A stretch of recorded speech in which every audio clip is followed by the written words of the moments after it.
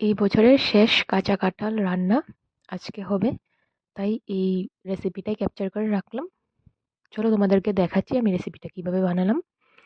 কাঁঠাল কাটা হয়ে গেলে একটু নুন আর হলুদ দিয়ে কাঁঠালটাকে একটু ভাপিয়ে নিলাম।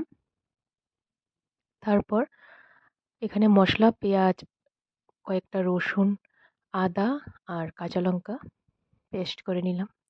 এদিকে কাঁঠালে দেওয়ার জন্য আলু ডুমো ডুমো করে কেটে লাল লাল করে ভেজে তুলে নিলাম।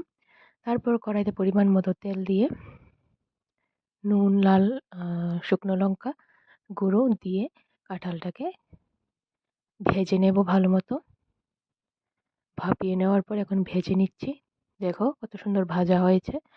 এখন মশলা দিয়ে দেব, শুকনো লঙ্কা, তেজপাতা, পেঁয়াজ, যে মশলাগুলি পেস্ট করে রেখেছিলাম এগুলি দিলাম। আর সাথে জিরার গুঁড়ো, ধনিয়ার গুঁড়ো এগুলি ভিজিয়ে রেখেছিলাম, এগুলি দিয়ে ভালো মতো কষিয়ে একটু জল দিয়ে এরকম ভালো মতো কষিয়ে মশলায় তেল ছেড়ে এলে তারপর ভেজে রাখা কাঁঠালগুলি দিয়ে দিলাম। এই মশলার সাথে আরও অনেকক্ষণ যাবৎ ভালো করে কাঁঠাল আর মশলা একসাথে মিশিয়ে রান্না করে নিলাম। এর মধ্যে আমি 5 মিনিট ঢাকা দিয়ে রেখেছিলাম। তারপর ঢাকা উঠিয়ে একটু ভেঙে ভেঙে দিয়েছি।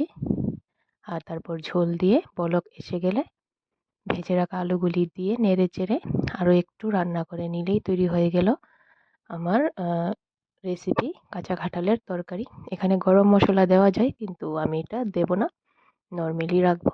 দেখো কতটা সুন্দর হয়েছে দেখতে কাঁঠালের তরকারিটা, খেতেও টেস্টি হয়েছে। ভিডিওটা দেখার জন্য ধন্যবাদ।